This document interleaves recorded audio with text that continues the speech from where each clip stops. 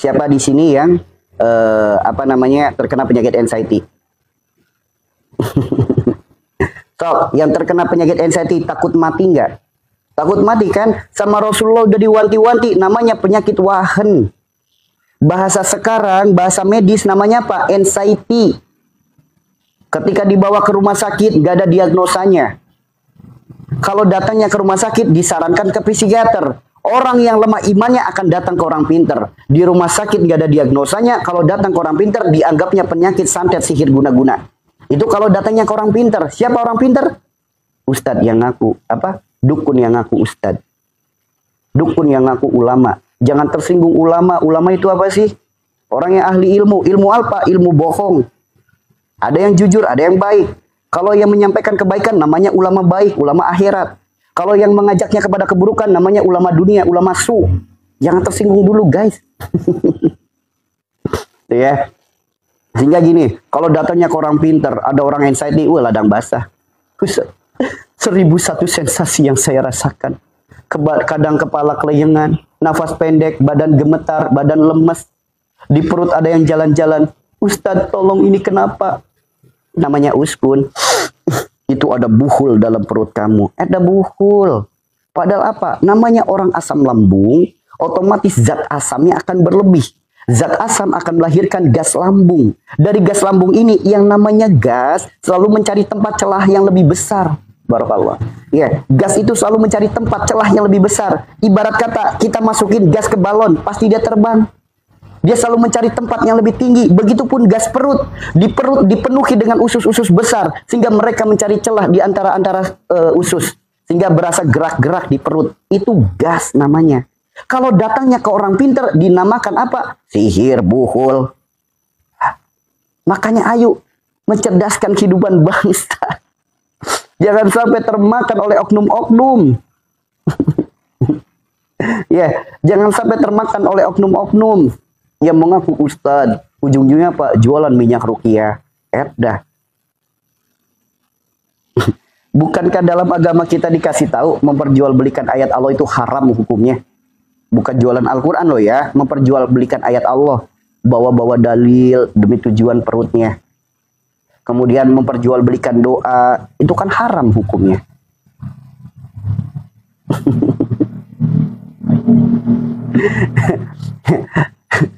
Sehingga apa? Minyak wangi yang paling satu botol 50.000 dikasih nama minyak ruqyah. Harganya jadi berapa? 300.000. Jualan minyak apa jualan doa?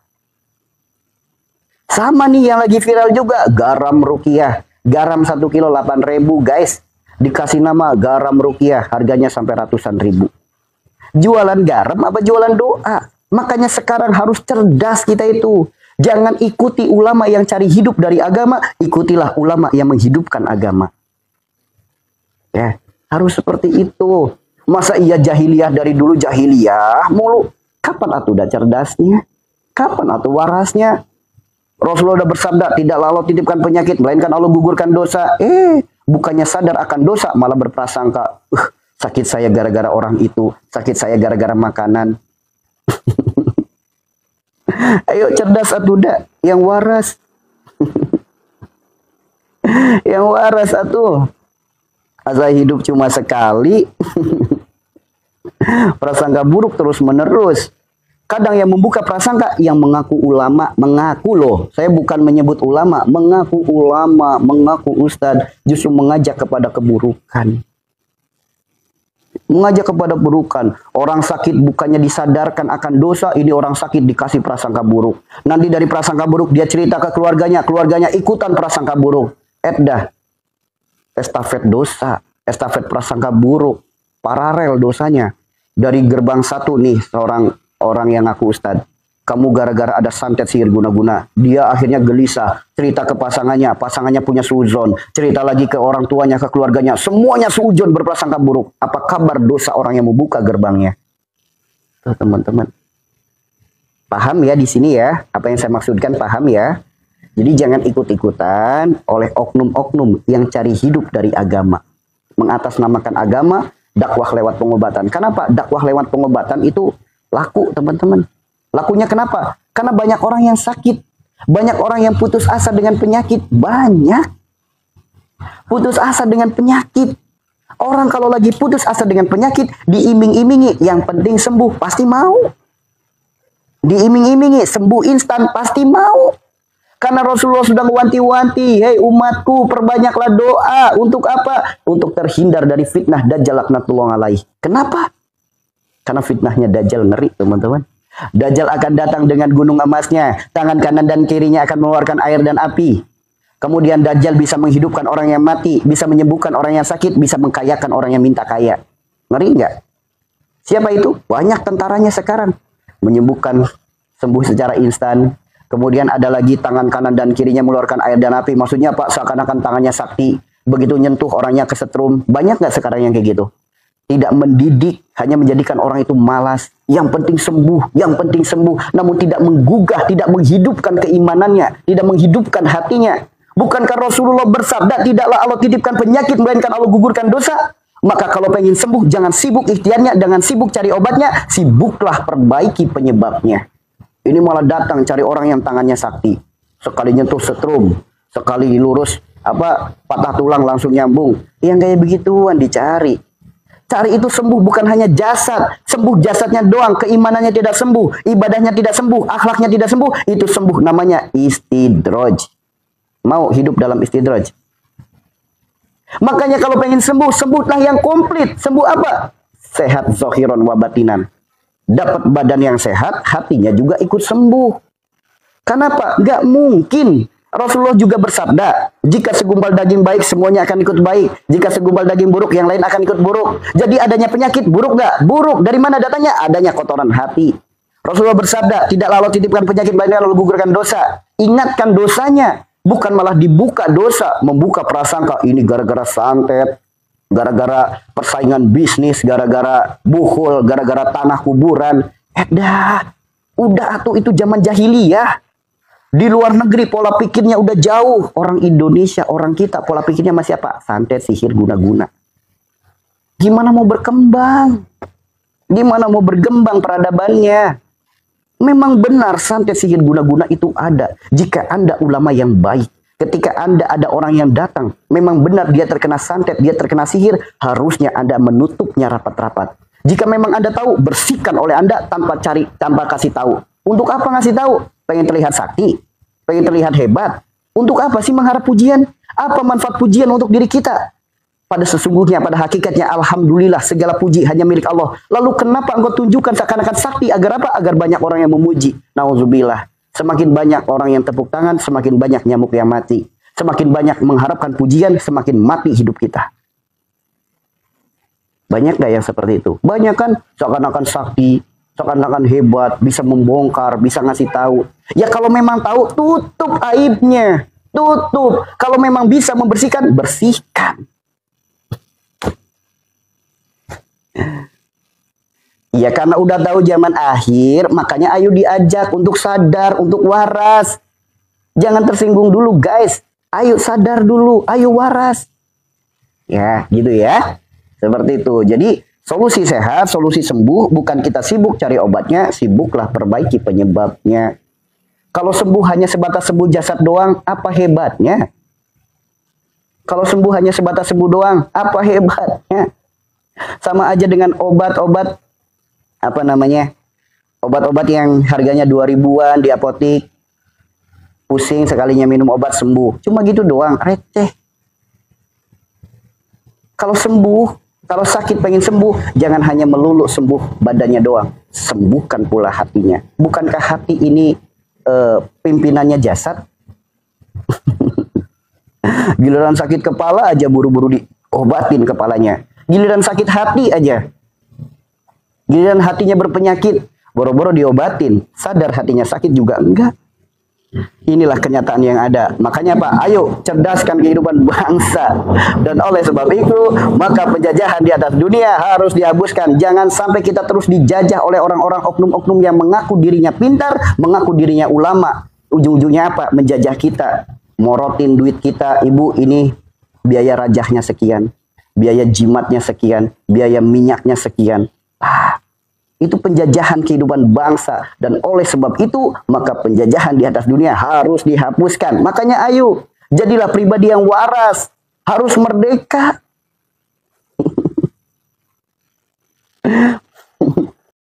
Nih, solusi dari Rasulullah. Bukan dari saya, dari Rasulullah. Kitabnya jelas, Tibun Nabawi. Semua ulama tahu kitab Tibun Nabawi itu apa. Apalagi ulama yang dakwah lewat pengobatan. Tahu. Bagaimana cara ngobatinnya? Tuh. Kemudian Allah berfirman, lihat bagaimana cara ngobatinya lagi. Lihat Al-Maidah 89.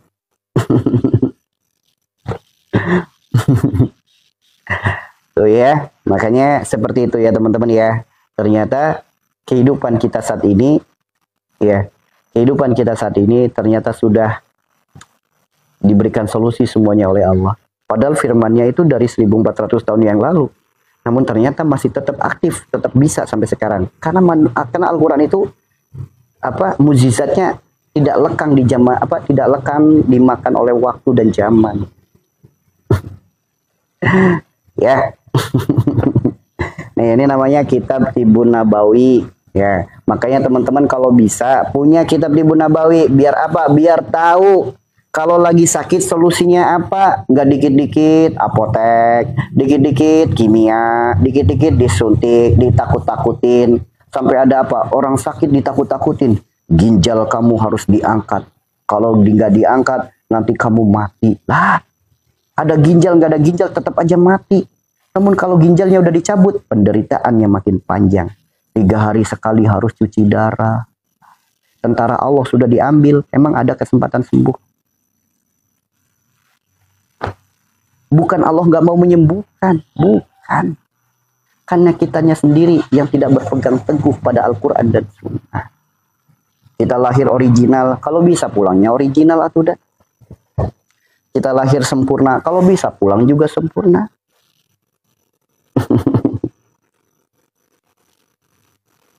Boleh tak Abi kalau doa kiparot bisa dirangkom doa haul? Maksudnya, kalau lagi haul diniatkan untuk kafarot boleh nggak? Boleh. Tidak teratur, haid jadi tantrum jadi apa tuh namanya? Jadi bed rest dan lain sebagainya. Itu perbaiki dulu penyebabnya. Penyebabnya apa? Ini masuknya wilayah Nabi Lut. Segala penyakit yang ada di wilayah itu. Kalau laki-laki ada prostat, ada hernia, ada lemah syahwat, ada mani encer. Kalau perempuan ada keputihan, bau, gatel, ada kanker serviks, ada penebalan dinding rahim, ada miom, ada kista, ada ISK, ada kandung kemih, dan lain sebagainya. Segala penyakit yang ada di wilayah itu. Namanya penyakit wilayah Nabi Lut. Kita lihat Al-Quran. Kisah Nabi Lut. Kisah Nabi Lut itu apa? Kaumnya yaitu kecintaannya berlebih.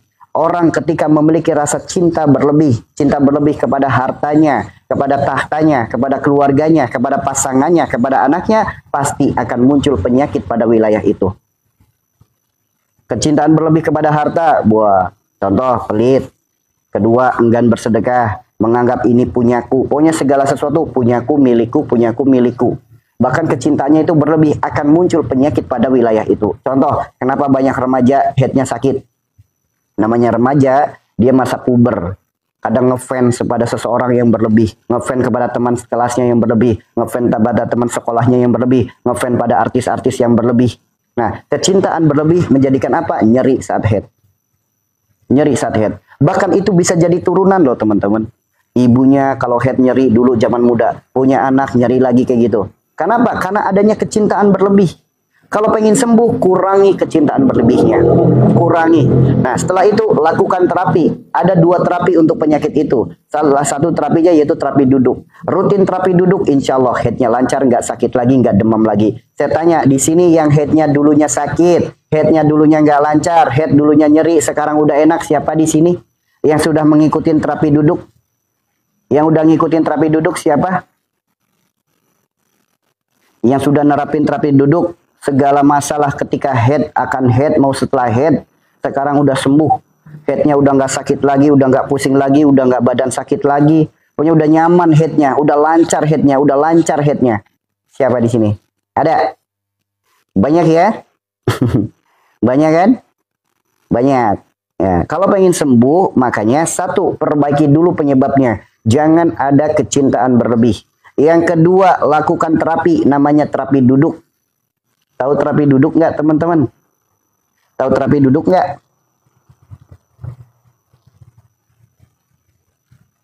Tahu terapi duduk nggak? Alhamdulillah banyak. Ya, ini teman-teman sendiri yang lihat komentarnya, nggak sedikit mereka yang udah sembuh masalahnya tentang head. Bahkan nggak sedikit miomnya yang sudah kecil, kistanya yang sudah sembuh, kanker serviks, penebalan dinding rahim, dan lain sebagainya. Masalah penyakit itu yang udah sembuh udah banyak banget. Udah banyak banget, udah nggak kehitung banyaknya. Ketika apa? Mengikuti sarannya, perbaiki penyebabnya, lalu lakukan terapi namanya terapi duduk. Ya. Yuk, saya contohkan terapi duduk ya teman-teman ya. Saya contohkan terapi duduk.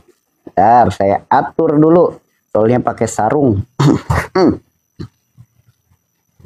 Ini terapi duduk seperti ini ya teman-teman ya. Nah, usahakan kakinya seperti ini ya. Kakinya seperti ini, ibu jari ketemu ibu jari, tumit ketemu tumit. Usahakan seperti ini, nempel kakinya. Nah, kalau kakinya udah nempel seperti itu, yuk ini sikut kita nih tempelin di paha, di bagian otot yang ngejendol. Ya, tempelin di paha.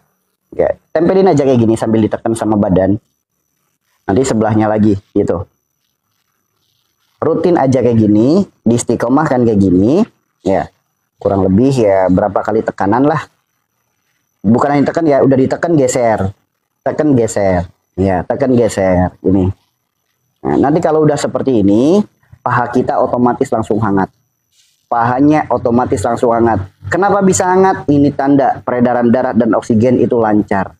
Nah, nanti kalau udah hangat, teman-teman tegak lurus badannya seperti ini. Badan tegak lurus, tangannya ditekuk. Tekuknya kayak gini boleh, tekuk kayak gini juga boleh. Ya, bebas. Mau ditekuk kayak gimana bebas. Yang penting tangannya ditekuk. Kalau udah ditekuk, usahakan dagu tempelin dada. Dagunya tempelin dada. Nah, ketika duduk seperti ini, rileks, tarik nafasnya rileks, hembuskan nafasnya rileks. Kita baru duduk doang kayak gini, dagu ditempelin ke dada, ini saja udah terapi. Dari tulang ekor sampai ke kepala semuanya ketarik. Nah, semuanya ketarik. Nanti akan ketarik, akan menjadi peregangan. Peregangan itu akan melancarkan peredaran darah dan oksigen. Kita cuma duduk gini doang udah terapi. Apalagi kalau kita usahakan berdiri, usahakan diangkat pinggulnya. Kalau nggak bisa tinggi nggak apa-apa, yang penting usahakan diangkat. Nah, ini kan ada usaha untuk diangkat nih. Baik 1 cm, 2 cm, 3 cm bebas. Yang penting pinggulnya keangkat gitu. Usahakan pinggulnya keangkat. Ya, kalau pinggulnya udah keangkat, usahakan tambah tinggi. Nah, usahakan tambah tinggi.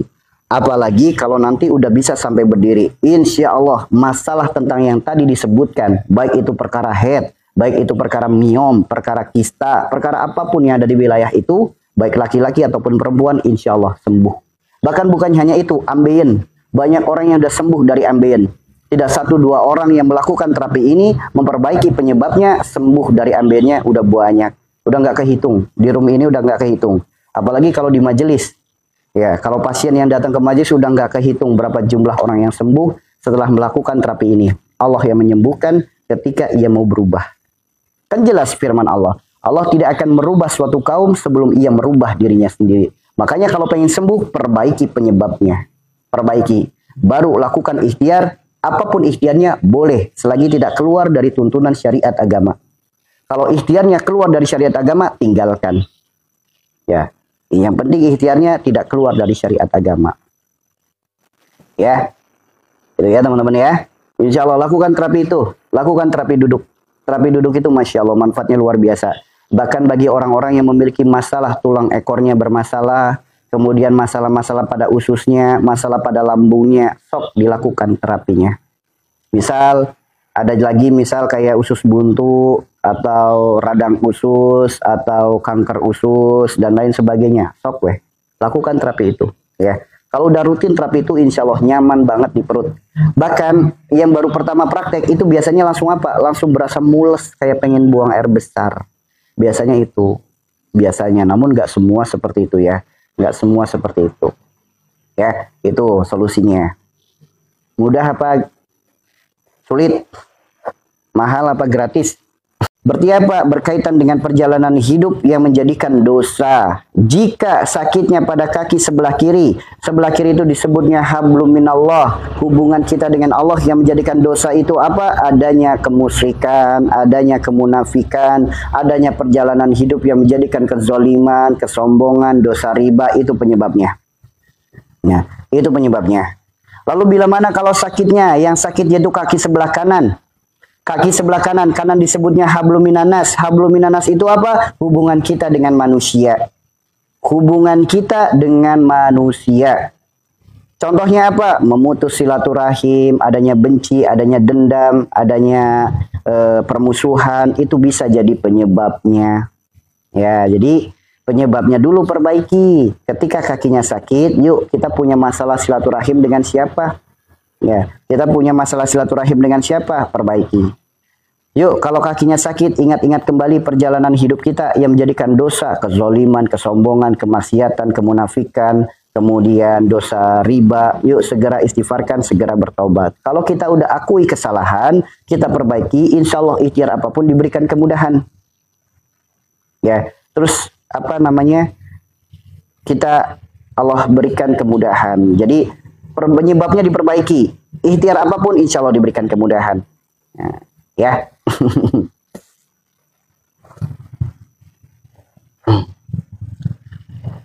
Silakan. Makanya yuk kita praktekin dulu yang namanya terapi Nabi Ayub. Terapi Nabi Ayub ini terapi yang ada di Al-Quran. Di mana di Al-Quran disebutkan Allah berfirman semua penyakit sembuh. Maka barang siapa yang melakukan terapi Nabi Ayub, niscaya semua penyakitnya akan sembuh. Lihatlah kisah Nabi Ayub. Nabi Ayub adalah satu-satunya manusia yang Allah titipkan penyakit. Tidak ada satupun manusia yang sakitnya lebih parah daripada Nabi Ayub. Baik sebelum Nabi Ayub maupun sesudah Nabi Ayub. Namun bagi Allah tidak ada yang mustahil. Separah apapun penyakit, jika Allah sudah berkehendak sembuh, maka sembuh penyakitnya. Bahkan Allah abadikan kisah itu dalam Al-Quran. Maka ayo, Al-Quran adalah petunjuk, Al-Quran adalah solusi, Al-Quran adalah nasihat, Al-Quran adalah obat. Ketika kita mengikuti petunjuk Al-Quran, maka kita akan mendapatkan sesuatu yang sama sebagaimana firman Allah yang diabadikan dalam Al-Quran. Ketika Nabi Ayub sembuh dari semua penyakitnya, ketika kita melakukan hal yang sama karena Allah dan untuk Allah, sebagai bentuk ketaatan kita kepada Allah, maka semua penyakit kita pun akan sembuh. Yuk, jika Allah sudah memberikan fasilitas jalan sembuh dari berbagai macam penyakit, kenapa tidak mengambil fasilitas itu? Kenapa tidak mengambil fasilitas itu? Pengen sembuh dari semua penyakit? Pengen sembuh dari semua penyakit? Ada yang pengen sembuh?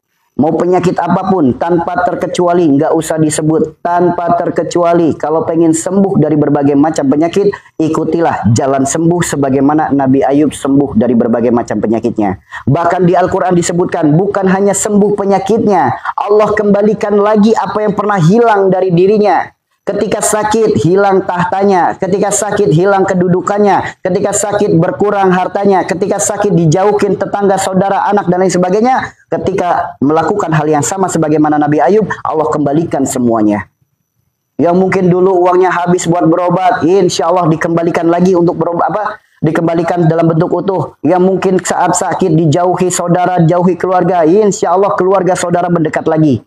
Bahkan yang ketika sakit harus di PHK, insya Allah disembuhkan, bahkan mendapatkan pekerjaan yang jauh lebih baik lagi. Itu janji Allah dalam Al-Quran. Dan kita buktikan Al-Quran adalah mukjizat yang nyata. Lihatlah cara Nabi Ayub dalam menyebutkan sembuh. Lihat Nabi Ayub dalam menyebut sembuh. Diawali dari apa? Al-Quran surat Al-Anbiya ayat 83. Apa sih awalnya? Berdoa terlebih dahulu. Apa doanya? Diabadikan. Robbi animasani yaduru wa anta arhamur rahimin. Lakukan doa yang sama sebagaimana Nabi Ayub berdoa, meminta, memohon kesembuhan kepada Allah.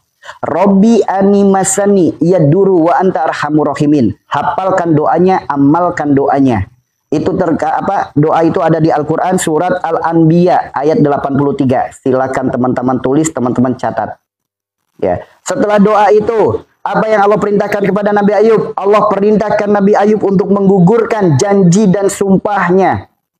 Allah perintahkan Nabi Ayub untuk menggugurkan janji dan sumpahnya. Apa yang dilakukan Nabi Ayub saat itu?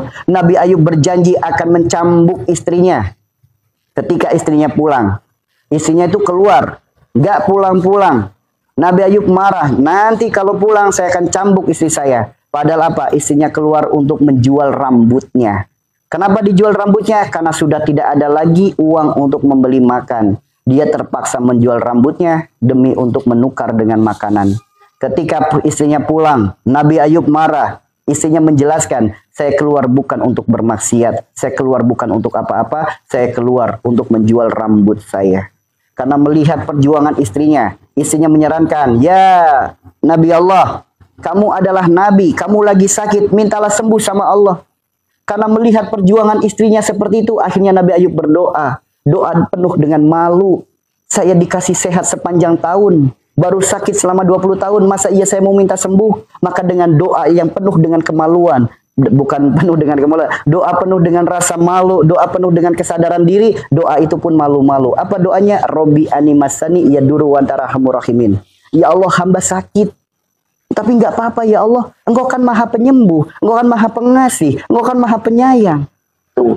Makanya mohon ya Allah, hamba mohon kepadamu ya Allah, hamba akui ya Allah, ampuni segala dosa penyebab penyakit hamba ya Allah. Hamba sakit ya Allah, hamba ingin sembuh. Sembuh yang menjadikan hamba taat. Sembuh yang menjadikan tambah semangat dalam ibadah. Sembuh yang menjadikan tenaga untuk hamba taat kepadamu. Mohonkan. Lihat, Nabi Ayub Allah perintahkan untuk apa? Untuk berkafarat. Untuk berkafarat, gugurkan dulu janji dan sumpahnya. Maka kalau kita pengen sembuh dari penyakit, berkafaratlah terlebih dahulu. Bagaimana cara berkafarat? Lihat Al-Quran surat Al-Ma'idah ayat 89. Bagaimana cara berkafarat? Lihat Al-Quran surat Al-Ma'idah ayat 89. Lakukan kafarat, maka itu adalah jalan, bukan hanya sembuh dari penyakit, terbebas dari segala belenggu yang mengikat diri kita. Janji dan sumpah adalah ikatan. Semakin banyak janji, semakin banyak sumpah, semakin banyak ikatan, semakin banyak yang menjerat. Semakin sakit, sulit, sempit, sedih, sengsara kehidupan kita. Maka kalau kita ingin membebaskan diri kita dari sakit, dari sulit, dari sedih, dari sengsara, dari musibah, maka lepaskan ikatan itu. Satu-satunya cara hanya dengan berkafarat. Perintahnya ada di Al-Quran, surat Al-Ma'idah ayat 89. Hukumnya wajib ada di At-Tahrim ayat 2. Menggugurkan janji dan sumpah itu wajib. Maka ayo, barang siapa yang ingin melakukan perubahan, bukan hanya sembuh dari penyakit, diberikan kemudahan dari sulit, diberikan kelapangan dari sempit, diberikan kebahagiaan dari sedih, diberikan jalan keluar terbaik dari masalah, lakukanlah kafarat. Lakukan kafarat, gugurkan segala janji dan sumpah kita. Jangan merasa diri kita nggak punya janji, jangan merasa diri kita nggak punya sumpah. Hanya orang-orang munafik yang merasa dirinya nggak punya janji, hanya orang munafik yang merasa dirinya nggak punya sumpah. Itulah kenapa Allah sampai abadikan perjanjian kita pertama. Sebelum ruh ditiupkan ke dalam jasad kita, ruh kita sudah berjanji. Janjinya diabadikan dalam Al-Quran. Apa janjinya? Alastu bi rabbikum qalu bala sahidna. Itu perjanjiannya. Bahwasanya apa? Engkau ya Allah, Engkau adalah Tuhanku, Engkau adalah sesembahanku. Kita udah berjanji, maka ketika kita mencintai, meyakini sesuatu melebihi yakin dan cinta kita kepada Allah, gugurlah janji kita. Makanya ayo apa? Janji yang sudah kita mohonkan kepada Allah, janji yang sudah kita ikrarkan kepada Allah, janji yang sudah kita baiat kepada Allah, yang selama ini sudah banyak yang kita gugurkan, selama ini sudah banyak yang kita rusak, ayo perbaiki. Dengan cara apa? Berkafarat. Yuk kafarat. Buka Al-Quran surat Al-Ma'idah ayat 89. Bagaimana caranya berkafarat? Satu, di Al-Quran disebutkan, berilah makanan kepada 10 orang sebagaimana apa yang kau makan untuk keluargamu. Berilah kepada orang yang tidak mampu. Maksudnya apa? Normalnya manusia sehari makan 3 kali. Yuk kita berikan kepada orang tersebut cukup untuk 3 kali makan. Atau dikemas yang paling gampang, 10 kali 3. Bikin 30 bungkus nasi. Bagikan kepada orang yang gak mampu, niatin kafarat. Bagaimana niatnya? Ya Allah, hamba niatkan ini sebagai kafarat untuk diri hamba lillahi ta'ala. Niat kafarat itu untuk apa? Menggugurkan janji dan sumpah. Ya Allah, saya nggak mampu untuk beri makanan. Allah berfirman, masih dalam surat dan ayat yang sama. Kalau nggak bisa ngasih makanan, maka kafaratnya dengan cara apa? Berilah pakaian. Pakaian yang seperti apa? Apakah harus baru? Bekas juga nggak apa-apa selagi masih layak pakai dan menutup aurat. Berapa orang yang dikasih pakaian? 10 orang. Ya Allah, jangankan memberi pakaian. Saya punya baju hanya yang saya kenakan dalam tubuh. Bagaimana caranya saya untuk berkafarat? Allah Rabb yang maha baik. Allah berikan opsi ketiga. Dengan cara apa? Membantu kesulitan orang lain. Ada orang pengen nyebrang jalan, kita bantu. Ada orang lagi kena musibah, kita bantu. Ada orang lagi, bahasanya mau hajatan, mau masak-masak, kita bantu. Ada kerja bakti, kita ikut, niatin kafarot. Lagi jalan, ada batu di jalan, singkirkan, niatin kafarot. Ada pedagang lagi sepi, bolak-balik nggak ada yang beli, niatin kafarot. Bantulah kesulitan orang lain, niatkan kafarot, itu bisa. Ya Allah, jangankan membantu kesulitan orang lain, saya hanya terbaring di tempat tidur, orang dengan kondisi layamutu walayahya, dibilang hidup nggak bisa apa-apa, dibilang mati masih ada nafas. Banyak nggak orang yang seperti itu? Banyak. Bagaimana orang seperti itu bisa membantu kesulitan orang lain? Allah berikan opsi yang keempat, opsi yang paling terakhir. Apa opsinya? Berpuasalah 3 hari berturut-turut. Maka dengan berpuasa 3 hari berturut-turut, itulah jalan kafarotnya. Lakukan kafarot. Awali dengan doa Robbi animasaniya duru wantarhamur rahimin. Yang kedua, lakukan kafarot. Ini petunjuk dari Al-Quran. Petunjuk dari Allah yang dicontohkan kepada Nabi Ayub. Begitu berkafarot, ya, baru lakukan ikhtiar. Apa ikhtiarnya? Allah perintahkan Nabi Ayub, hentakkan kakimu ke bumi, akan muncul air keberkahan.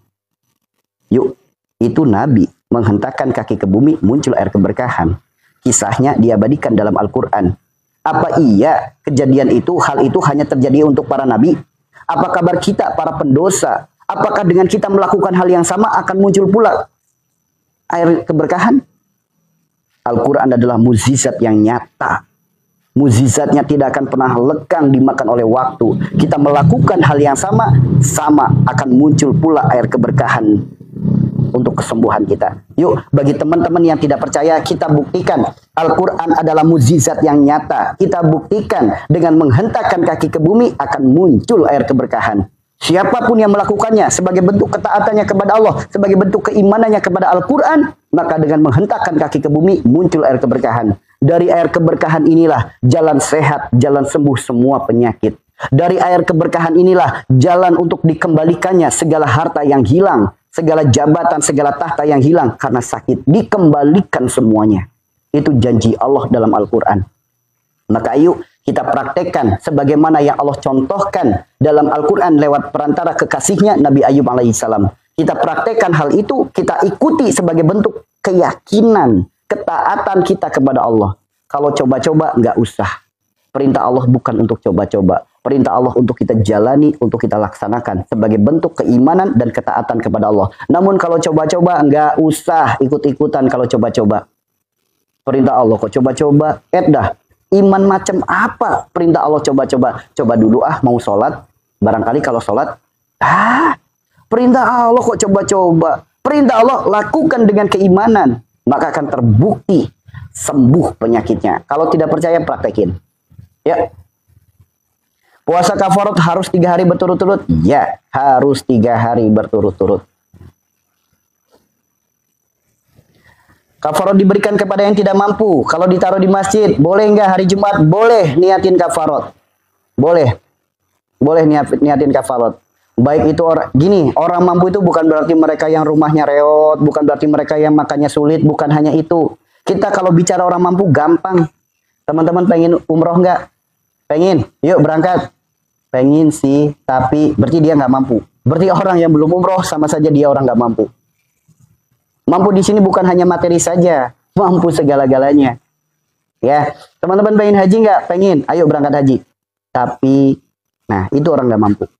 Karena apa? Salah satu rukun Islam yang terakhir adalah haji bagi yang mampu. Berarti kalau orang yang belum haji berarti orang belum mampu. Berarti kalau kita nggak mau ngasih kepada orang yang belum mampu, mudah sekali. Iya, karena banyak orang rumah mewah, orang rumahnya udah pakai marmer misal, ketika tetangganya dapat BLT, dia merasa apa? Saya juga orang nggak mampu lah, giliran nggak dapat BLT, ngaku dirinya nggak mampu.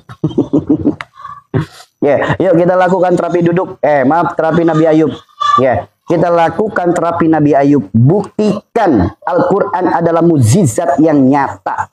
Buktikan Al-Quran adalah mukjizat yang nyata. Dengan kita mengikuti perintah Allah, petunjuk Allah yang ada di Al-Quran sebagai bentuk keimanan dan ketaatan kita kepada Allah, maka akan terbukti sembuh segala penyakit kita.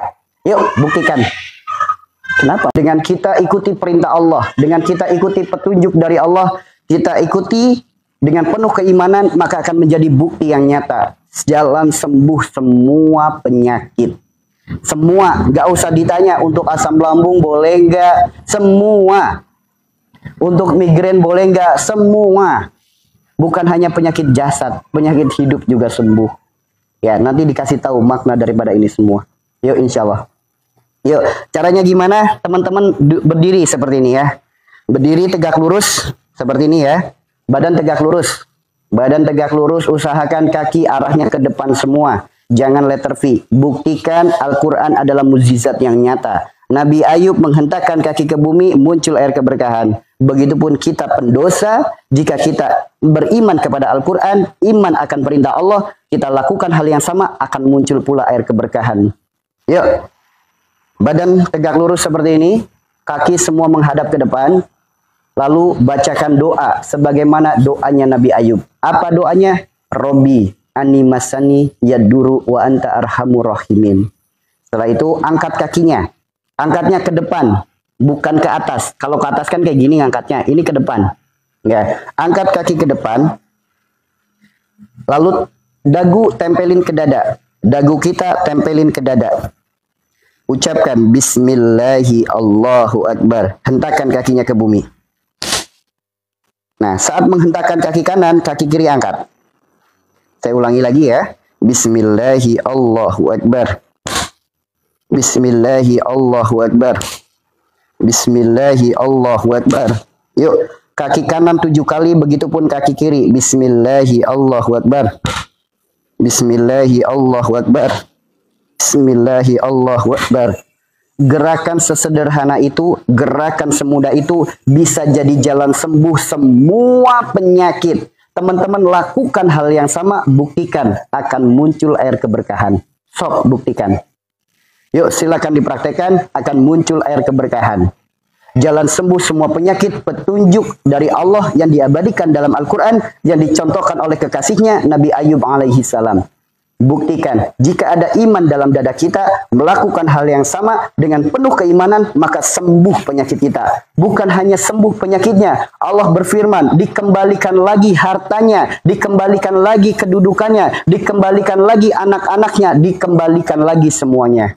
Yuk, yang sakit, gara-gara sakit di PHK, gara-gara sakit dikeluarkan dari tempat kerja, gara-gara sakit ditinggalin pasangan, gara-gara sakit dijauhkan keluarga, dijauhi saudara, gara-gara sakit dikucilkan, habis harta bendanya. Kalau pengen sembuh, ayo lakukan hal yang sama sebagaimana Nabi Ayub melakukan, diperintahkan oleh Allah, diabadikan dalam Al-Quran. Al-Quran adalah petunjuk, Al-Quran adalah nasihat, Al-Quran adalah solusi, Al-Quran adalah obat. Jika kita beriman pada Al-Quran, ikuti apa petunjuk Allah yang ada dalam Al-Quran.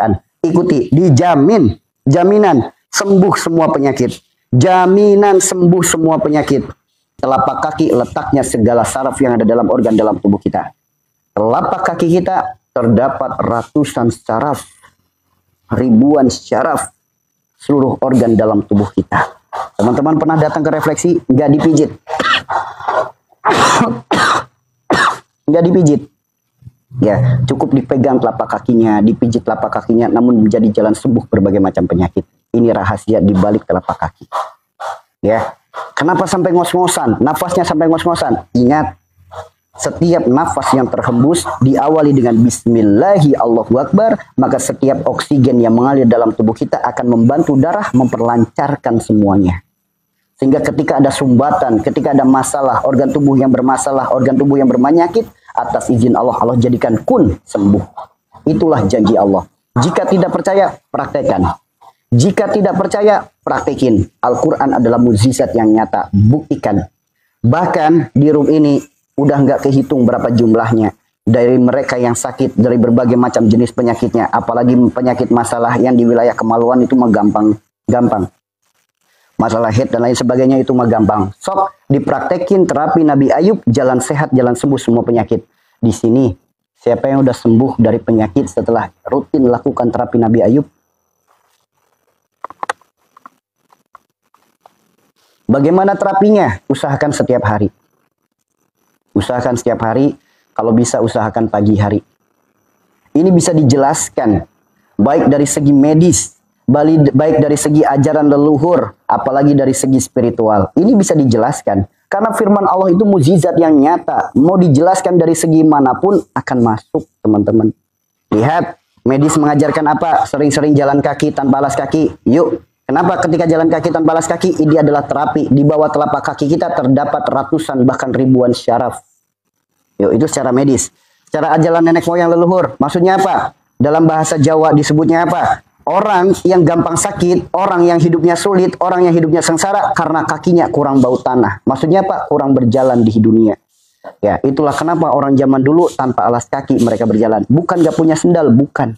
Tanpa alas kaki mereka berjalan. Karena mereka menganggap dengan menyatu dengan bumi akan menjadikan kekuatan bagi dirinya. Dan ini terbukti bagi orang-orang yang belajar keilmuan, belajar ilmu kebatinan, belajar ilmu kebal dan lain sebagainya. Yang melakukan kemusyrikan dan lain sebagainya. Mereka menganggap apa? Saya akan kebal bacok ketika kaki saya menyentuh bumi. Makanya banyak pelaku-pelaku kemusyrikan, pelaku-pelaku ilmu kebal. Mereka kebal ditembak, kebal dicelurit. Ketika apa? Kakinya menyentuh bumi. Namun kalau pakai sendal, mana berani? Begitupun sama kalau kita memegang listrik tanpa alas kaki, kita bisa mati. Namun kalau pakai alas kaki, nggak kesetrum. Tuh teman-teman. Ada apa di balik kekuatan bumi ini? Bumi sabar, subur. Itulah bumi. Bumi harus lapang. Apa maknanya? Banyak penjabarannya. Banyak sekali penjabarannya. Ya, jadi terapi Nabi Ayub untuk semua penyakit. Karena jaminan dari Allah sembuh semua penyakit. Yang menjamin bukan saya, yang menjamin adalah Allah. Jika tidak percaya, buka Al-Quran surat Al-Anbiya, buka Al-Quran surat Shad. Itulah jaminan dari Allah. Maka ikuti perintah Allah, petunjuk yang diajarkan oleh Nabi Ayub. Al-Quran itu komplit. Kalau kita bicara tentang penyakit, dicontohkan oleh Allah kisah Nabi Ayub. Kalau kita bicara tentang penyakit, kehidupan, gelap, hidup seakan-akan gelap, masalah bertubi-tubi, masalah terus datang silih berganti, berdampak pada penyakit yang ada di perut, berdampak pada asam lambung, pada usus buntu, berdampak pada batu empedu, digambarkan oleh Allah di mana kisah Nabi Yunus. Tuh. Apapun perjalanan hidup kita, apapun kisah dalam hidup kita, apapun masalah dalam hidup kita, semua sudah dicontohkan dalam Al-Quran. Tinggal kitanya mau ikuti petunjuk atau tidak. Itu aja. Nah, orang yang baik, orang yang beriman, dia bukan sibuk cari obat. Dia bukan sibuk ikhtiar ke sana kemari. Dia akan sibuk memperbaiki penyebabnya. Ya. Jadi orang yang waras itu ketika atapnya rusak, begitu hujan jadi bocor. Orang yang waras, dia akan memperbaiki atapnya. Sedangkan orang tidak waras, dia akan sibuk cari ember dan cari baskom. Orang yang belum waras hanya sibuk cari ember, cari baskom. Turun hujan, atapnya bocor, dia hanya sibuk cari ember, cari baskom. Oh, bocornya masih belum sembuh. Beli baskom yang lebih mahal, beli baskom yang lebih bagus, beli baskom yang lebih besar. Hanya sibuk cari ember, cari baskom. Namun bagi orang yang waras, dia tidak menyibukkan diri cari ember, cari baskom. Dia akan perbaiki penyebabnya.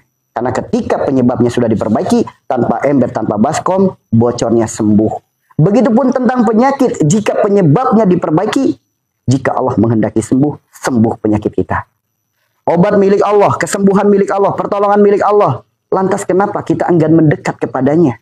Bukankah Rasulullah bersabda, tidaklah Allah titipkan penyakit, melainkan Allah gugurkan dosa? Sedangkan gerbangnya dosa adalah sifat perilaku perbuatan kita. Bagaimana sembuh akan datang jika sifat perilaku perbuatannya nggak diperbaiki? Bagaimana sembuh akan datang jika sifat perilaku perbuatannya nggak diperbaiki? Bagaimana sembuh itu akan datang? Mau ikhtiar sampai ke luar negeri, menganggap punya duit, menganggap teknologinya lebih canggih, jika Allah belum menghendaki sembuh, nggak bakalan sembuh. Maka tugas kita bukan sibuk cari obatnya, tugas kita bukan dengan ikhtiarnya, tugas kita perbaiki penyebabnya. Rasulullah sudah ngasih tahu penyebabnya adalah dosa. Sedangkan gerbangnya dosa sifat perilaku perbuatan, maka ayo perbaiki sifat kita, perilaku kita, perbuatan kita. Bagaimana cara kita tahu? Ketika saya sakit diabetes, misal, ketika kita sakit diabetes, ya Allah dari sifat yang mana? Dari perilaku yang mana? Dari perbuatan yang mana? Segala penyakit yang berkaitan dengan darah, darah tinggi, darah rendah, diabetes, kolesterol, asam urat, rematik, kanker darah, dan lain sebagainya. Segala penyakit yang berkaitan dengan darah, darah disebut dengan sifat, darah disebut pula dengan ruh. Itulah kenapa orang ketika dicabut ruhnya, darahnya hilang. Darah yang hilang belum tentu bersih. Beda ketika orang itu sifatnya baik, perilakunya baik, perbuatannya baik. Sebagaimana orang soleh sifat perilaku perbuatannya baik. Ketika ruhnya dicabut, darahnya hilang, darahnya juga bersih. Ketika dimakamkan, jasadnya utuh. Utuh jasadnya. Banyak kisah orang-orang soleh, orang-orang baik. Ketika dimakamkan, ternyata ada sebuah kejadian, makamnya harus dibongkar, jasadnya tetap utuh. Mereka lah orang-orang baik. Ya. Kemudian lihat, bagaimana kabarnya kalau kita seorang pendosa yang sifatnya kadang baik, kadang sifatnya buruk, kadang perilakunya baik, kadang perilakunya buruk. Ketika ruh ini dicabut, darahnya hilang, belum tentu bersih selagi masih ada sifat perilaku perbuatan yang tidak baik. Ketika darah kotor itu masih mengendap dalam organ dalam tubuh kita, begitu kita dimakamkan, sisa darah kotor inilah bibit-bibit belatung yang akan muncul dari dalam tubuh kita. Berarti apa? Segala penyakit yang berkaitan dengan darah, penyakit yang berkaitan dengan sifat orangnya. Jika orang itu memiliki sifat apa? Sifat tinggi hati. Tinggi hati itu Pak, sombong. Orang yang suka marah, orang yang suka dendam, orang yang suka benci, orang yang suka egois. Orang ketika memiliki sifat seperti itu, kalau lagi marah dipegang jantungnya. Orang kalau lagi marah jantungnya dipegang, berdetaknya lebih kencang.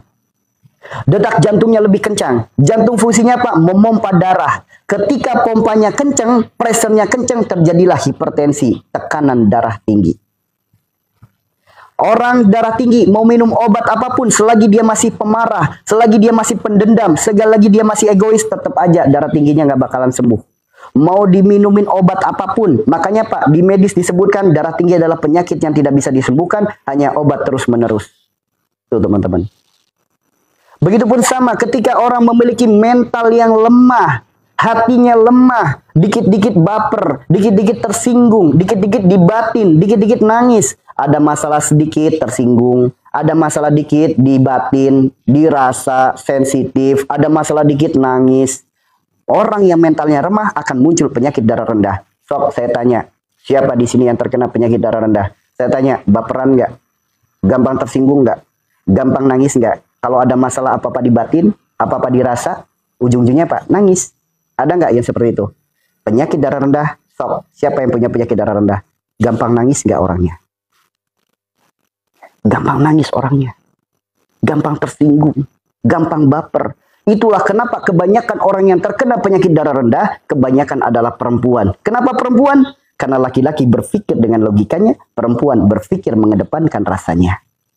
Laki-laki ada masalah, dia bermain logika. Namun bagi perempuan ada masalah, dia memain rasa.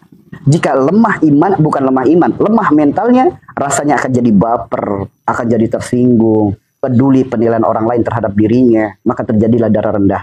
Mau minum obat penambah darah apapun, selagi mentalnya masih rendah, gak bakalan sembuh. Sok, buktikan minum obat darah rendah, supaya menambah darah, sembuh nggak darah rendahnya? Nggak sembuh kan? Kenapa? Masih baperan. Suami nggak pas dikit sikapnya, tersinggung, nangis, baper. Tetangga ucapannya nggak pas dikit, tersinggung, nangis, baper. Gimana mau sembuh darah rendahnya? Ya. Tuh. Nanti dari darah rendah muncul lagi. Bukan hanya darah rendah, HB rendah, gula darah rendah. Muncul seperti itu. Lalu bagaimana jika penyakitnya diabetes? Penyakit gula darah berkaitan dengan darah. Jangan tuduh makanan sebagai penyebabnya. Sejak kapan makanan jadi penyakit? Sejak kapan? Makanan tidak akan menjadi penyakit selagi makanan itu halal. Makanan tidak akan menjadi penyakit selagi makanan itu tidak subhat. Dan makanan tidak akan menjadi penyakit selagi kita berdoa terlebih dahulu. Makanan tidak akan menjadi penyakit selagi makan dengan cara yang benar, tidak kebanyakan. Makanan tidak akan menjadi penyakit. Lalu kenapa menyalahkan nasi? Banyak orang yang terkena penyakit diabetes menghindari makan nasi putih. Kenapa? Kadar gulanya lebih tinggi. Kenapa nasi putih disalahkan? Bukankah Allah berfirman, Robbana ma khalaqta hadza batila?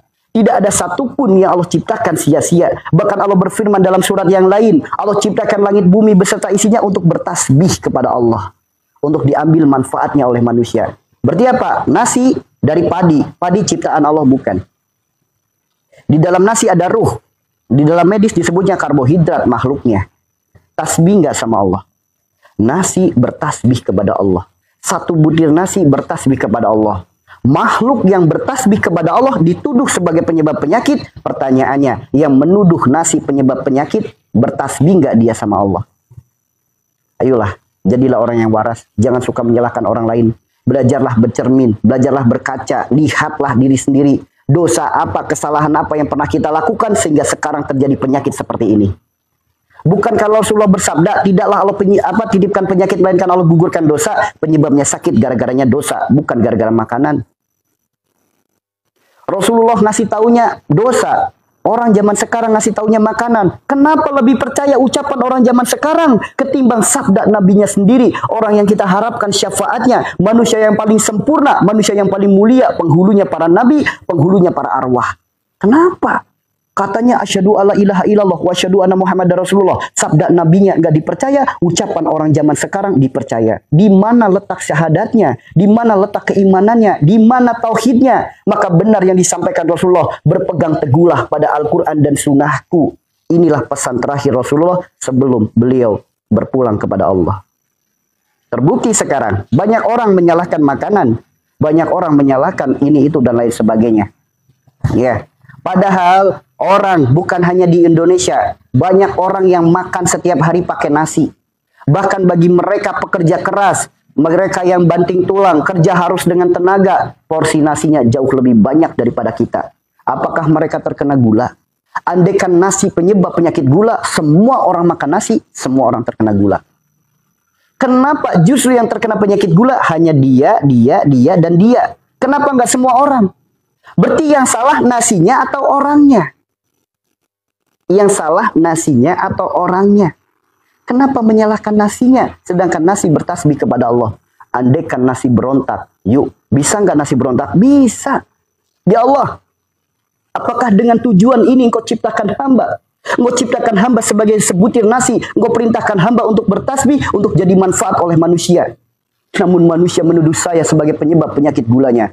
Renungkan. Andaikan hidup kita jadi nasi, kita dituduh sebagai penyebab penyakit gula. Padahal Allah ciptakan kita untuk bertasbih, Allah ciptakan kita untuk manfaat. Namun orang yang diberikan manfaat justru malah menuduh kita sebagai penyebab penyakitnya. Apa kabar? Lalu kenapa menyalahkan nasi? Andaikan nasi penyebabnya, orang seluruh dunia yang makan nasi akan terkena penyakit gula. Berarti yang salah bukanlah makanannya, yang salah adalah sifat orang yang memakannya. Sifat apa yang menjadikan penyakit diabetes? Secara medis, penyakit diabetes dikarenakan karena pankreas yang rusak. Dari pankreas yang rusak menghasilkan insulin berlebih. Siapa yang mengizinkan pankreas kita rusak? Allah. Jika Allah tidak mengizinkan pankreas kita rusak, tidak akan rusak. Karena Allah mengizinkan. Kenapa Allah mengizinkan? Karena boleh jadi dosa kita terus bertambah, istighfar kita jarang. Boleh jadi ada dosa terus bertambah, istighfar kita jarang. Boleh jadi istighfar kita udah banyak, ada dosa yang tidak cukup hanya dengan istighfar. Lewat perantara sakitlah Allah tegur kita supaya kita kembali introspeksi diri, kembali muhasabah, kembali kepada ilahi. Tuh teman-teman. Bukankah sakit turun sebagai ujian, sebagai teguran, sebagai musibah? Kalau udah tahu ujian, teguran, musibah, berarti karena adanya kesalahan. Kita bukan sedang adventure, nyari obatnya, nyari terapinya, bukan. Tujuannya supaya kita muhasabah, supaya kita introspeksi diri, supaya kita sadar diri. Lantas dari mana datangnya penyakit diabetes? Diabetes adalah penyakit gula. Kenapa disebutnya gula? Kenapa nggak disebut garam? Kenapa nggak disebut asin? Kenapa nggak disebut pedas? Kenapa nggak disebut cabai? Kenapa penyakit gula? Ingat, gula adalah sesuatu yang manis. Di mana sesuatu yang manis ini hampir semua orang suka dengan rasa yang manis. Namun ada manis yang bermasalah. Manis seperti apa yang jadi masalah? Ucapan-ucapan manis. Janji-janji manis. Orang yang suka berbohong. Orang yang suka menipu. Orang yang suka PHP. Orang yang suka panjang angan-angan. Mereka lah orang-orang yang terkena penyakit diabetes. Mohon maaf teman-teman. Kenapa? Kebanyakan ya, jangan dulu tersinggung. Kenapa kebanyakan orang yang terkena penyakit diabetes, kebanyakan adalah mereka para pedagang, marketing, guru, orang yang berkecimpung di dunia politik dan bisnis, dan mereka yang hobinya ngelawak. Kenapa kebanyakan orang yang terkena penyakit diabetes, orang-orang seperti itu? Kenapa? Beda ketika pedagang itu jujur. Dia aman, tidak akan terkena diabetes. Namun bila mana pedagang yang sering berbohong. Weh, ini barangnya original loh, padahal KW. Ini barang baru datang loh, padahal udah seminggu datang. Ini buahnya manis, padahal rasanya asam. Ini bikin kulit glowing, dianya sendiri belum mencoba. Ibu, ini harganya berapa? 100.000, 50.000 ya. Jangan, modalnya aja belum cukup. Padahal modalnya 45.000. Dia berbohong, modalnya aja belum cukup. Banyak pedagang yang pandai berbohong. Makanya wajar banyak pedagang terkena penyakit gula. Banyak marketing yang pandai berbohong dengan investasi di tempat kami, dengan Anda ikut gabung join bersama kami, Anda akan menjadi manajer, Anda akan menjadi ini. Dianya sendiri aja hidup masih sulit, menjanjikan manis kepada orang lain. Lihat, gula penyakitnya. Begitupun para guru. Kenapa para guru banyak yang terkena penyakit gula? Karena ia pandai mengajarkan, pandai mencontohkan, pandai memerintah, sedangkan dia sendiri tidak pandai dalam melakukan. Disebutnya jarkoni, pinter ngajar nggak bisa ngelakoni. Ayo anak-anak, jadilah anak yang baik kepada orang tua. Dianya sendiri durhaka sama orang tua. Ayo anak-anak, jadilah manfaat di lingkungan. Dianya sendiri nggak pernah ikut kegiatan lingkungan. Nah, orang yang ucapannya tidak sesuai dengan perilaku dan perbuatannya akan muncul penyakit gula. Kalau politik dan orang berbisnis nggak usah dibahas karena udah pada paham. Lalu bagaimana orang yang hobinya ngelawak?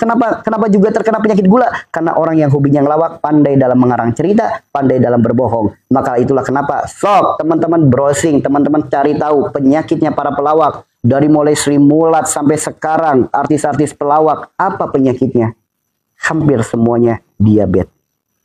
Sok, kalau nggak percaya, silakan. Maka bagi teman-teman yang terkena penyakit diabetes, tujuan saya menyampaikan ini bukan saya sedang menggurui, bukan saya sedang menuduh. Ayo, jadikan perenungan. Jadikan muhasabah. Jadi, ya Allah, ternyata selama ini banyak ucapan saya yang berbohong. Ucapan saya menipu.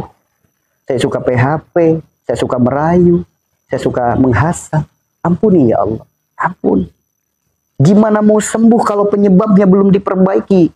Makanya ayolah bertobat, memohon ampun kepada Allah. Rubahlah sifat kita, perilaku kita, perbuatan kita. Jika kita melakukan kesalahan di dunia, kita dipenjara. Kita tunjukkan di penjara sifat perilaku perbuatan yang baik. Yang harusnya dipenjara 10 tahun, ternyata 5 tahun dibebaskan.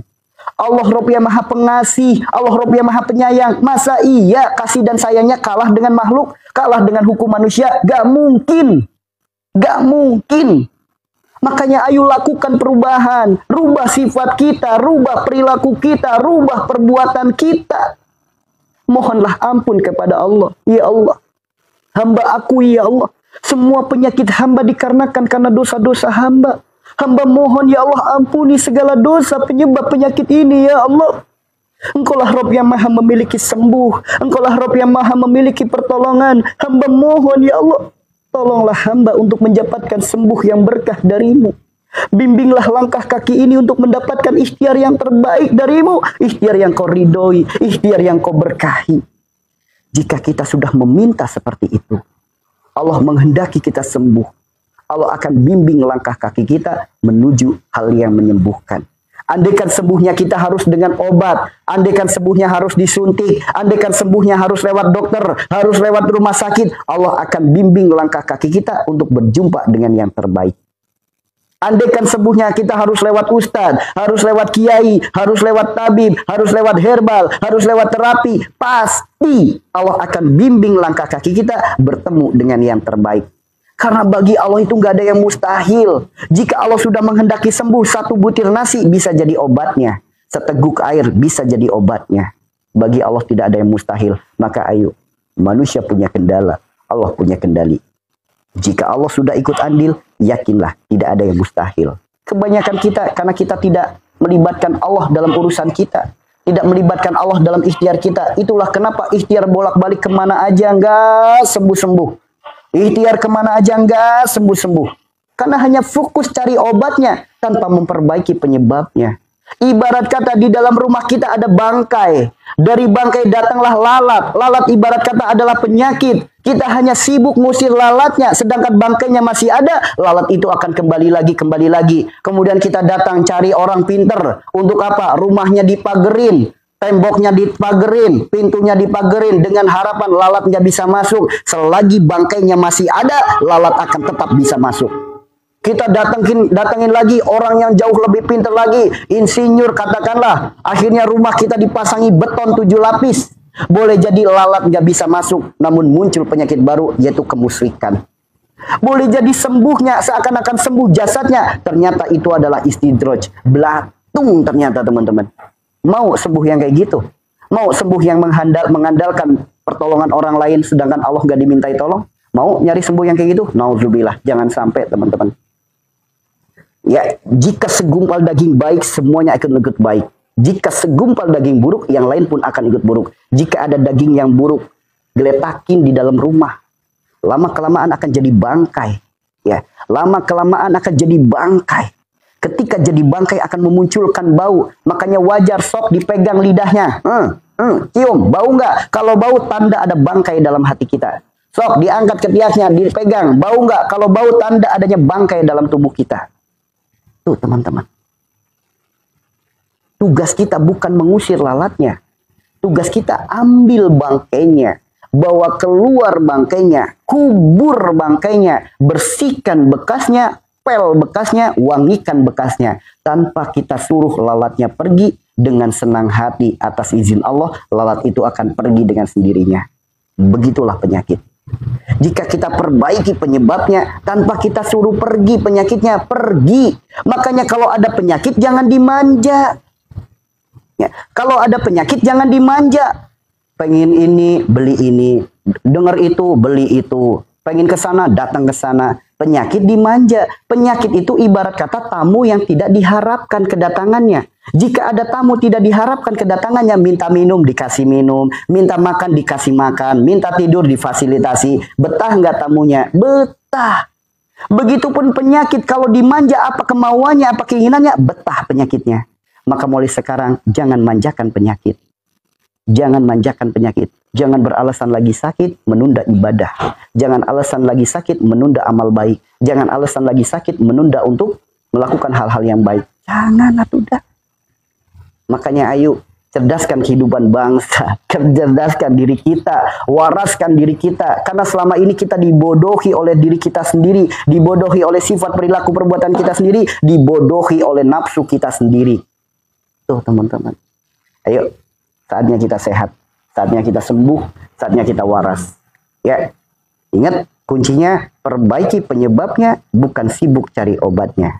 Perbaiki penyebabnya, bukan sibuk ikhtiar kesana kemarinya. Karena apa? Sembuh itu milik Allah, obat itu milik Allah, pertolongan itu milik Allah. Di mana Allah?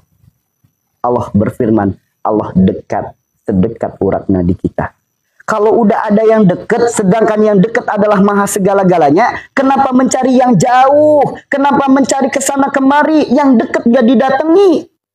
Yang dekat adalah maha segala-galanya. Ini mah datang ke orang pinter, mengedepankan datang ke dokter, mengedepankan ikhtiar kesana kemari. Yang maha segala-galanya, dekat sedekat urat nadi, gak didatengin dulu. Wajar, Allah maha pencemburu. Allah titipkan penyakit sebagai hadiah. Apa hadiahnya? Tidaklah Allah titipkan penyakit, melainkan Allah gugurkan dosa. Hadiah pertama, gugur dosanya. Hadiah yang kedua, barang siapa yang ridho menerima penyakitnya, sabar dalam menjalaninya, setiap doanya Allah ijabah. So, ada nggak hadiah yang lebih indah dari digugurkannya dosa, dari diijabahnya doa? Adakah hadiah yang lebih indah daripada itu? Tolong kasih tahu ke saya, ada nggak hadiah yang lebih indah di alam dunia? Hadiah digugurkannya dosa, diijabahnya doa. Ada nggak? Allah berikan kita hadiah terindah. Dengan harapan apa? Supaya kita berubah. Ibarat kata ibu punya suami. Suami ibu terus melakukan kesalahan. Suami ibu terus melakukan hal-hal yang tidak baik. Karena ibu cinta kepada suami. Ibu berharap suami ibu berubah. Ibu berikan hadiah. Dengan harapan suami mau berubah. Ternyata begitu hadiah diberikan, suaminya manyun. Suaminya malah marah. Suaminya malah menuduh. Ini bukan dari kamu. Ini dari orang lain. Kira-kira perasaan ibu gimana? Sedih nggak? Kecewa nggak? Kecewa kan? Sama, dikasih sakit, nggak terima. Gimana pekerjaan saya? Nanti kalau sakit saya parah, anak saya gimana? Nanti kalau saya mati, anak saya gimana? Dikasih sakit, bukannya diterima, dia malah mengeluh, dia malah marah. Nanti bukan hanya marah, dia bahkan malah nuduh. Menuduh penyakitnya bukan dari Allah datangnya. Menuduh penyakitnya dari santet, dari sihir, dari guna-guna. Menuduh penyakitnya dari makanan. Malah mensekutukan Allah.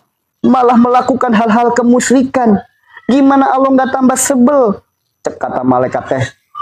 Lebet orang-orang yang kayak gini. Udah dikasih hadiah supaya berubah, malah menjauh, malah mendua, malah selingkuh. Malah lebih percaya, lebih yakin orang-orang yang PA ketimbang firman Allah Tuhan sendiri. Lu sekarang coba, ada orang sakit, konsultasi sama orang PA. Maaf saya sebut orang PA, karena memang PA. Kenapa PA? Ibu sakit apa? Saya sakit lambung. Berapa tahun? 10 tahun. Usianya berapa? 43 tahun. Selama 43 hari pakai celana dalam di kepala. Nauzubillah. Orang PA diikutin. Firman Tuhan yang gak diikutin. Sabda Nabi yang gak diikutin. Giliran orang PA diikutin. Astagfirullah. Banyak gak yang kayak gitu? Banyak. Saya, barokallah Bu Rita, barokallah. Kemudian gini. Saya dagangannya lagi sepi, usahanya lagi sempit.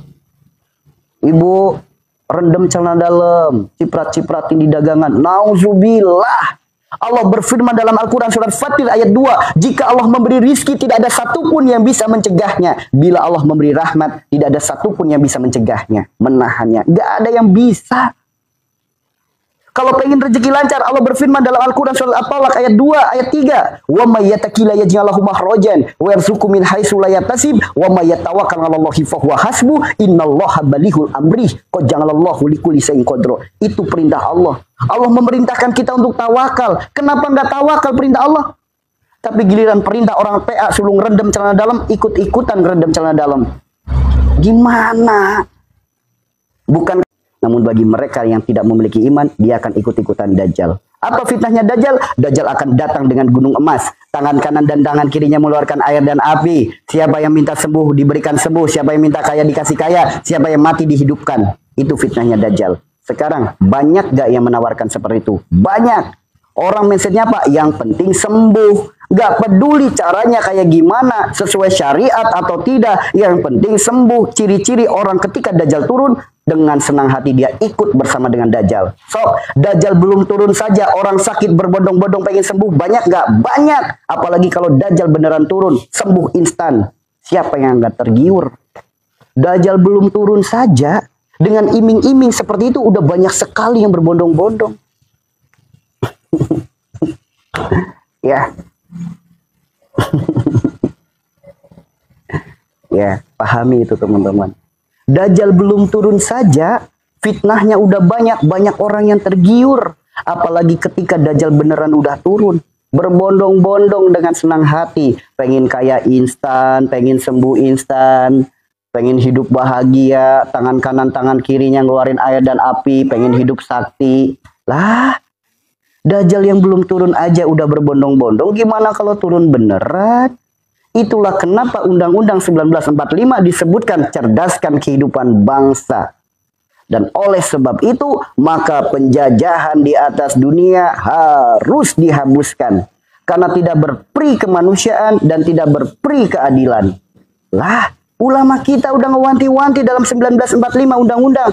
Dah nggak dipakai isinya. Cuma dibaca ketika lantang upacara doang. Ya. Yuk, cerdaskan diri kita. Jangan sampai diri kita bodoh terus. Sehingga apa? Dibodohi oleh orang-orang yang merasa dirinya pintar. Oknum-oknum yang atas nama agama. Hati-hati. Orang banyak menghindari dukun. Namun sulit menghindari uskun. Kenapa uskun? Tampilannya ustad. Namun cara pengobatannya, cara pertolongannya dengan cara-cara dukun. Dikasih tahu solusinya. Dikasih tahu nasihatnya. Dikasih tahu petunjuknya. Dia tetap bersikeras. Apa bersikerasnya? Ngomong mah gampang, soalnya kamu nggak ngerasain apa yang aku rasakan. Nggak ada orang yang ujiannya kayak saya, nggak ada orang yang penyakitnya kayak saya. Itu dalam kitab sudah disebut ya, orang yang memiliki penyakit ini memiliki tabiat sebagaimana lalat. Dikasih tahu bunga lebih wangi daripada sampah, ia tetap memilih sampah. Lalu dari mana datangnya penyakit anxiety? Yuk. Dari mana datangnya penyakit anxiety? Ingat, berawal dari asam lambung. Asam lambung adalah penyakit yang berada di wilayah perut. Wilayah perut disebutnya wilayah Nabi Yunus. Lihat kisah Nabi Yunus yang ada di Al-Quran. Nabi Yunus di Al-Quran diabadikan kisahnya. Nabi Yunus berada dalam perut ikan. Apa yang menjadikan asbab Nabi Yunus berada dalam perut ikan? Dijelaskan pula dalam Al-Quran. Ketika Nabi Yunus merasa putus asa. Apa yang menjadikan putus asa? Ketika kenyataan tak seindah harapan. Dakwahnya sekian lama, pengikutnya hanya sedikit. Banyak umatnya yang tidak percaya dengan perintah Nabi Yunus. Sehingga apa? Nabi Yunus mengeluh, bahkan keluhannya diabadikan. Ya Allah, gantilah kaumku dengan kaum yang lain. Sama, orang ketika mengeluh dengan keadaan, sama gambarannya seperti itu. Allah berfirman dalam Al-Anbiya ayat 87-88, semakin mengeluh, semakin ditambah kesulitannya. Sehingga apa? Nabi Yunus mengalami banyak kesulitan. Dengan rasa keputusasaan, ditinggallah kaumnya, singkat cerita dimakan oleh ikan. Ketika di dalam ikan, Nabi Yunus beristighfar. Bahkan istighfarnya diabadikan dalam Al-Quran. Apa istighfarnya? La ilaha illa anta subhanaka inni kuntu minaz zalimin. Yang jadi pertanyaan, pernahkah kita mengalami hal yang serupa dengan Nabi Yunus? Merasa putus asa ketika kenyataan tak seindah harapan. Panjang angan-angan, keinginan, harapan, angan-angan, kekhawatiran, kecemasan berlebih. Kenyataan tak seindah harapan, akhirnya apa? Hidup jadi banyak pikiran. Dari banyak pikiran, banyak keluh kesah, dan lain sebagainya. Orang kalau lagi banyak mikir, makan tidak enak, tidur tidak nyenyak. Orang kalau lagi banyak pikiran, makan jadi tidak teratur. Maka muncul penyakit-penyakit yang ada di perut.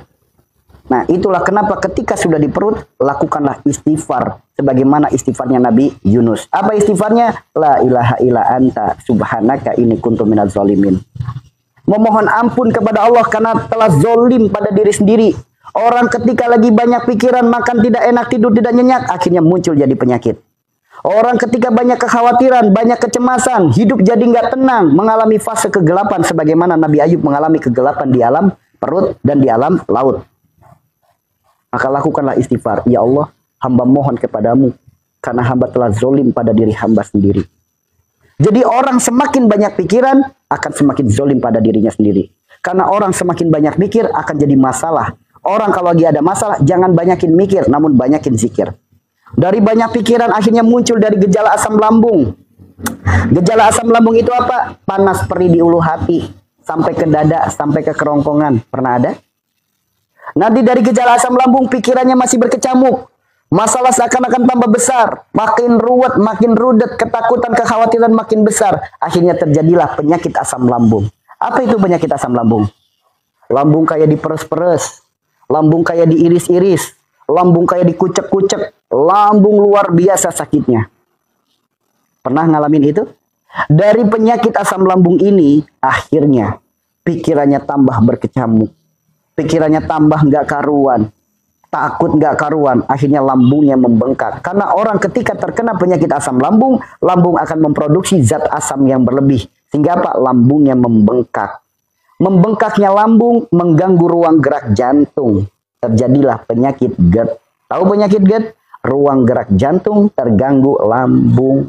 Sehingga sakit di dada sebelah kiri, sakit di ulu hati, sampai tembus ke belikat. Ada yang ngalamin itu?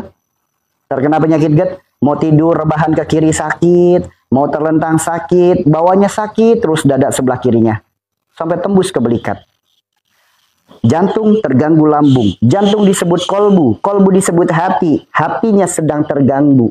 Orang ketika hatinya terganggu, otomatis akan gelisah. Merasa nggak nyaman. Merasa nggak tenang. Hati berdebar-debar. Ada yang sudah merasakan itu? Apa kabar orang terkena penyakit GERD? Hati merasa gelisah. Hidup jadi nggak tenang. Apa-apa serba dikhawatirkan. Hati berdebar-debar.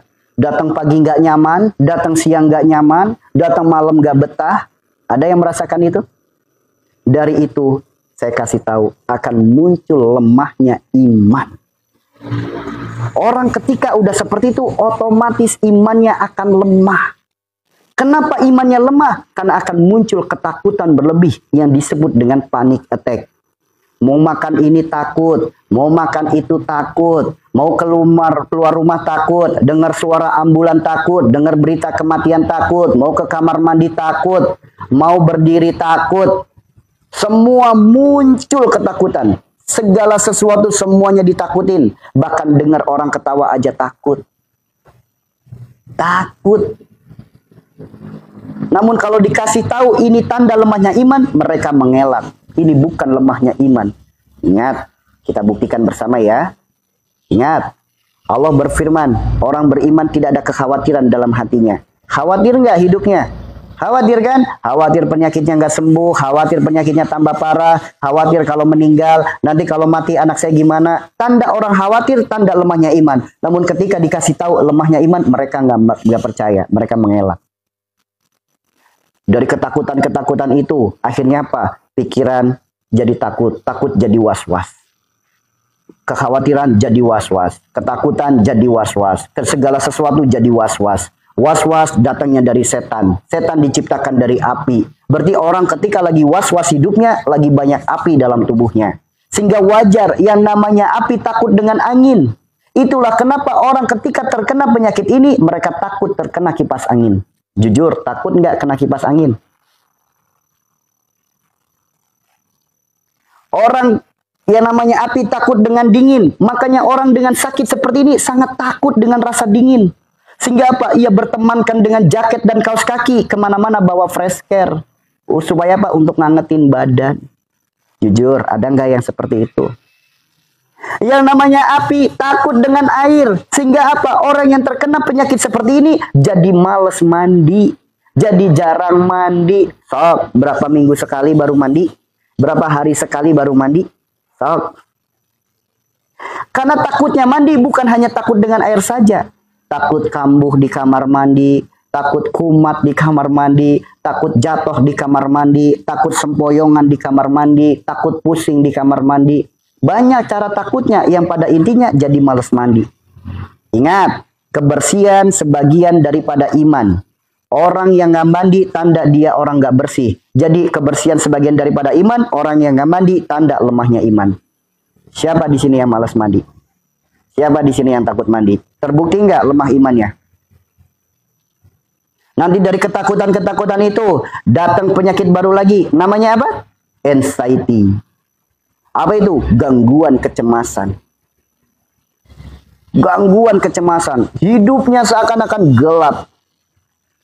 Seakan-akan gelap. Yang dirasakan 1001 sensasi. Kadang kepala keleyengan. Kadang badan lemes, dada sesek, nafas pendek, perut sakit. Badan gemetar, kaki nggak ada kekuatan, semua lemes, keluar keringat dingin dan lain sebagainya. Sakit di pundak, sakit di leher, sakit di belikat. Begitu datang ke rumah sakit, tidak ada diagnosanya. Padahal yang dirasakan 1001 sensasi, begitu dibawa ke rumah sakit, tidak ada diagnosanya. Karena lemahnya iman, akhirnya apa? Dia bukan datang ke psikiater. Dia datang ke orang pinter. Dia anggap penyakitnya gara-gara sihir, santet, guna-guna. Kenapa? Di dalam perutnya ada yang gerak-gerak. Di dalam perutnya ada yang jalan-jalan. Namanya orang terkena penyakit asam lambung, gas lambungnya berlebih. Yang namanya gas selalu mencari celah yang lebih besar. Perut kita dipenuhi usus besar. Ketika ada gas, gasnya jalan-jalan. Yang jalan-jalan itu gas. Bukan jenglot. Bukan buhul. Bukan santet, itu gas perut. Jiwa berkaitan dengan hati. Hatinya bermasalah, mentalnya bermasalah. Maka obatilah hatinya. Bagaimana jalan sembuhnya? Obati hatinya. Obatnya hati tidak ada di toko obat. Itulah kenapa minum obat apapun. Mau obat dari dokter, mau sagutani, mau herbal, mau apa, enggak ngaruh. Karena obatnya hati tidak jual di mana-mana. Obatnya hati hanya bisa dengan satu jalan, yaitu mendekatkan diri kepada Allah. Bagaimana jalan mengobati hati? Bagaimana cara mengawalinya? Obat hati itu ada 5 perkara. Kerjakan semuanya, sembuh penyakitnya. Yang pertama, baca Quran dan maknanya. Allah berfirman, ya ayuhan nas qad ja'atkum mau'izatun min rabbikum wa syifaa'un lima fis sudur wa huda wa rahmatul lil mu'minin. Al-Quran itu obat, guys. Baca Al-Quran. Ini mah boro-boro baca Al-Quran. Al-Quran yang ada apa? Tidur ditaruh di sampingnya. Kenapa? Takut ada makhluk. Makanya kalau tidur ditemenin Al-Quran. Ada yang kayak gitu nggak? Bangun di sepertiga malam, mandi. Menangislah yang lirih dalam keheningan malam. Cukup alam semesta menjadi saksinya dan malaikat yang mengaminkan doanya. Karena Allah turun ke alam dunia di sepertiga malam. Allah turun ke langit bumi di sepertiga malam. Siapa yang memohon ampunan, Allah ampuni. Siapa yang meminta, Allah beri. Maka munajatlah yang lirih dalam keheningan malam. Ya Allah, Ampuni segala dosa hamba. Dosa yang menyebabkan penyakit ini ya Allah. Minta ampun segala dosa yang menyebabkan penyakit. Bukan kebalik ya Allah. Dosa apa sehingga hamba sakit kayak gini? Jadilah orang yang tahu diri. Jadilah hamba yang tahu diri. Akui dosa kita penyebab penyakit. Jangan Allah ditanya dosa apa ini ya Allah. Jangan kebalik atuh dah. Mandi. Kalau pengen sembuh mandi malam. Mandi di sepertiga malam. Kenapa? Kalau kita mau bicara tentang medis. Salah satu waktu mandi terbaik adalah mandi menjelang sholat subuh. Kalau nggak percaya tanya ke dokter. Yang kedua, ajaran leluhur. Kalau orang Jawa disebutnya apa? Kungkum sajroning esuk, adus sajroning wengi. Maksudnya apa? Mandilah di keheningan malam, mandilah di penghujungnya malam. Karena mereka meyakini leluhur kita belum ada agama cuy. Mereka meyakini mandi di jam itu untuk buang sebel, buang sial, buang keburukan, buang penyakit. Karena belum ada agama, bahasanya kayak gitu. Kemudian apa? Lihat Rasulullah mengajarkan kita kebersihan sebelum kita melakukan sholat. Mau dari segi mana lagi? Masih nggak mau mandi? Yang ketiga, berkumpul dengan orang-orang soleh. Ini mah boro-boro kumpul dengan orang-orang soleh. Ketemu banyak orang aja takut. Ketemu banyak orang minder. Gimana mau berkumpul dengan orang soleh? Saya tanya, yang terkena penyakit anxiety takut nggak ketemu orang? Minder nggak kalau ketemu orang? Padahal obatnya apa? Berkumpul dengan orang-orang soleh. Berkumpul. Keempat, puasa. Saya tanya, pada takut puasa enggak orang anxiety? Orang asam lambung. Kenapa? Yang diikutin ucapan orang nggak bertanggung jawab. Ibu jangan dulu puasa. Nanti kalau puasa asam lambungnya kambuh. Padahal Allah perintahkan puasa. Nggak mungkin perintah Allah berdampak buruk pada diri kita. Nggak mungkin. Orang ketika lagi puasa, rahasia di balik puasa. Ketika ada seorang hamba berniat puasa, organ tubuh dalam dirinya berhenti bekerja. Ia akan memperbaiki dirinya yang disebut secara medis namanya detox. Mengeluarkan racun. Itulah kenapa orang ketika berpuasa, aroma mulutnya aroma racun. Aromanya bau. Beda halnya orang nggak puasa. Dia nggak makan. Organ tubuh tetap bekerja. Nggak ada makanan, sakit. Namun orang ketika berpuasa, organ tubuhnya semua istirahat bekerja. Ya, mereka memperbaiki dirinya. Dari mana datangnya tenaga? Membakar lemak-lemak dalam tubuh kita. Kalau nggak percaya tanya ke dokter rahasia di balik diet. Kalau dokter dikasih puasa ya awam. Kalau dikasih tentang diet paham. Yang kelima, banyak zikir dan sholawat. Maka hidup banyakin zikir dan sholawat. Orang anxiety bukan banyak zikir. Orang anxiety hidupnya banyakan mikir. Ketika dikasih tahu ngeyel. Apa ngeyelnya? Namanya manusia hidup banyak masalah ya harus dipikir. Betul atuda. Namun apakah dengan pikiran kita selesai masalahnya? Apakah dengan mengandalkan pikiran kita selesai urusannya? Tanpa kita melibatkan Allah, mustahil masalah dan urusan kita selesai. Karena apa? Karena manusia memiliki kendala, sedangkan Allah memiliki kendali. Jika Allah sudah ikut andil, maka yakinlah tidak ada yang mustahil. Pertanyaannya, sudah melibatkan Allah belum? Perintahnya aja nggak dijalanin, gimana mau melibatkan Allah? Allah titipkan masalah bukan untuk menyengsarakan kita, bukan. Manusia yang paling banyak masalah adalah Rasulullah. Ujiannya banyak, masalahnya banyak. Apakah hina? Enggak. Semakin banyak masalah justru keletak kemuliaannya.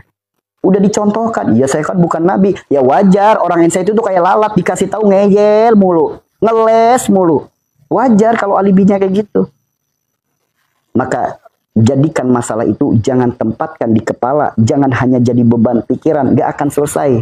Apalagi masalah ditaruh di pundak, jadi beban hidup, gak akan selesai. Masalah tempatkan di bawah telapak kaki kita, injak masalahnya. Jadikan masalah itu pijakan anak tangga untuk kita lebih dekat kepada Allah. Ketika ada masalah, alhamdulillah ya Allah, Engkau titipkan masalah ini. Engkau tidak akan membebani masalah ini melebihi batas kemampuan hamba. Namun hamba lemah ya Allah, tanpa pertolonganmu hamba tidak bisa apa-apa. Maka hamba mohon kepadamu ya Allah, bantulah hamba untuk melewatinya ya Allah. Kuatkan hamba untuk menjalaninya. Pinjamkan sifat sabarmu untuk hamba menghadapinya. Minta pertolongan sama Allah, libatkan Allah. Ini Allahnya nggak dilibatin, ngandelin pikirannya. Gimana nggak dikatain orang gila? Sob, maaf jangan tersinggung. Banyak nggak lingkungan Anda yang menyebut Anda orang aneh, menyebut Anda orang gila? Banyak nggak? Ya karena nggak dipungkiri pola pikirnya beda dengan orang waras. Pola pikirnya lagi nggak waras. Penyakit mental namanya. Dikasih tahu tanda lemahnya iman, tersinggung. Kenapa? Di dalam dirinya lagi ada api. Api kalau dikasih tahu hal-hal yang kayak gitu, wah langsung jadi amarah. Yuk pelan-pelan sedikit-sedikit. 5 perkara kerjakan sembuh penyakitnya. Ya, 5 perkara kerjakan sembuh penyakitnya. Kalau udah tahu nasihatnya, udah tahu solusinya, sumbernya jelas, dari Al-Quran ada, dari hadis ada, dari medis ada. Emang ada solusi yang lebih indah daripada itu?